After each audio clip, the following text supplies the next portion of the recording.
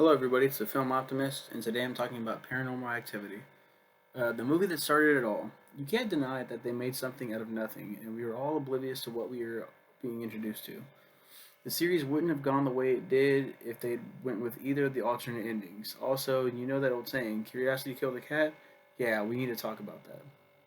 What do you mean? Why? Why'd you end it that way? Why did I end it that way? Oh, and I didn't talk about the movie again. So here the fuck we go. Mm-hmm.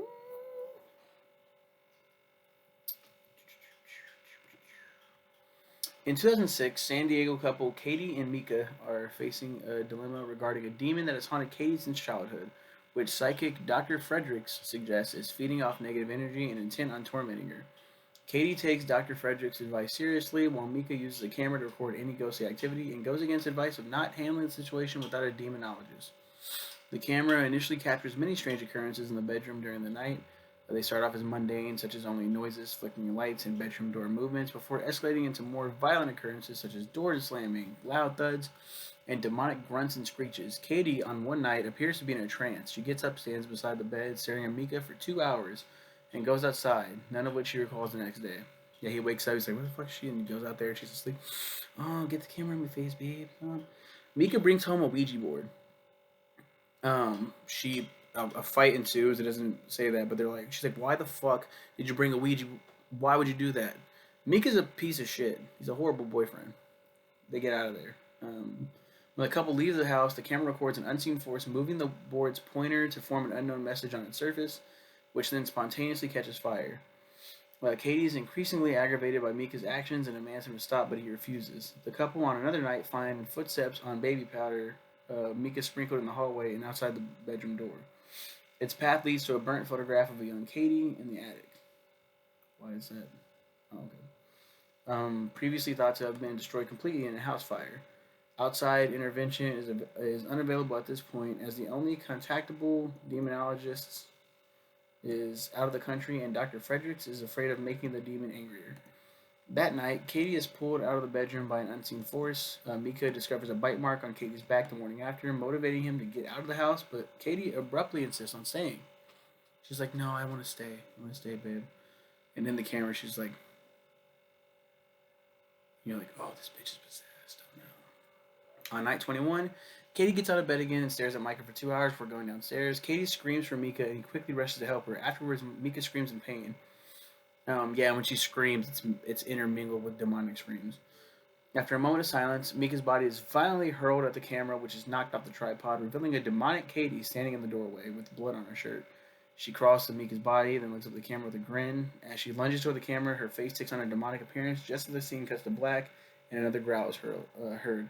Mika's body is discovered by the police on October 11th, 2006, and Katie is not found. Awesome. Awesome. Really fucking cool ending. I saw the movie with my best friend at the time and my younger brother. He had told us fucking great. He said after the movie, when you see that last shot, speechless. The whole theater is just, we don't know what we just saw, and I think it's undeniable. With this series goes all over the fucking place afterwards, and you can like agree or disagree whether it's good or not. I personally love this film. I think it's one of the, it's become one of the staples in found footage.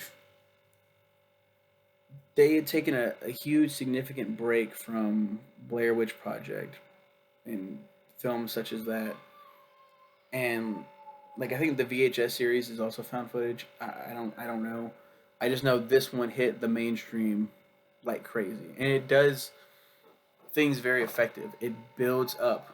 Oh shit! Night one. Here we go. Here we go. Something just rolled off. That's it. Okay, it slowly builds. It slowly builds, and finally those jump scare moments and all that shit. It really gets you. Really gets you invested. Lights off. You're sitting there just, oh fuck, they got me. This one, of course, is tame compared to the sequels. You have to try to ramp it up somehow, and we'll talk about that the next 3 weeks because I'm talking about 2, 3, and 4, and that's where I stopped. I haven't seen the spinoff.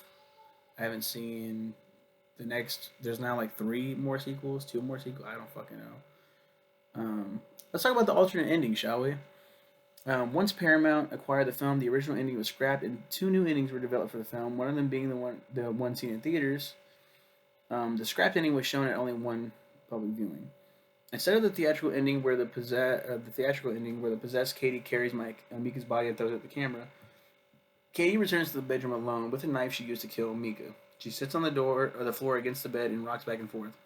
Sometime the next day, Katie's friend Amber discovers Mika's body downstairs and runs away in panic, and Katie does not respond.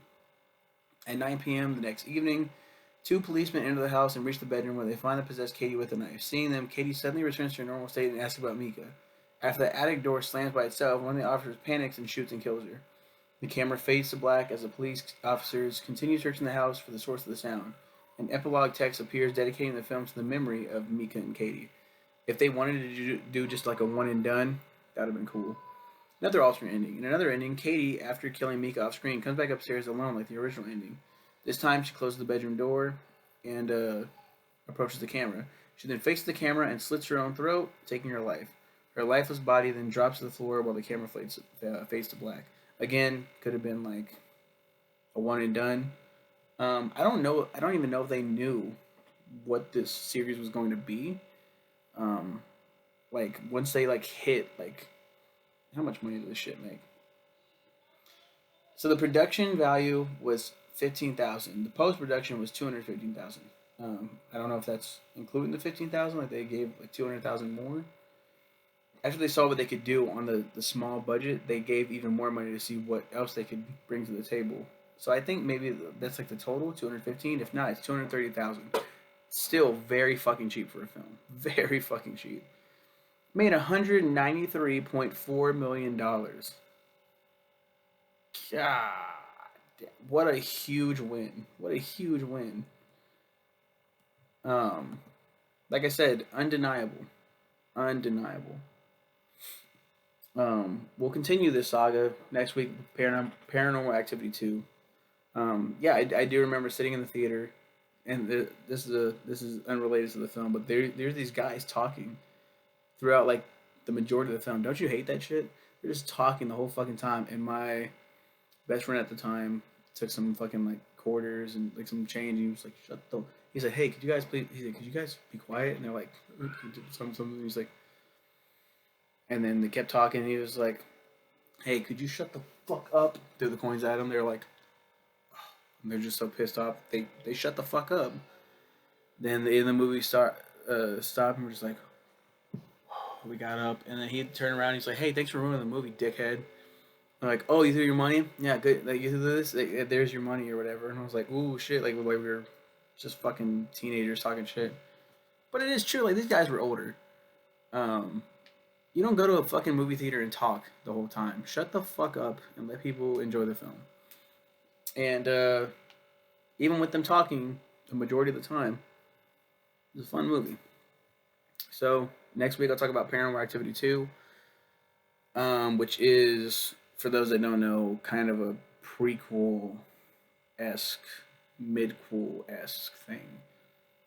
It's pretty cool what they do with the films, in my opinion.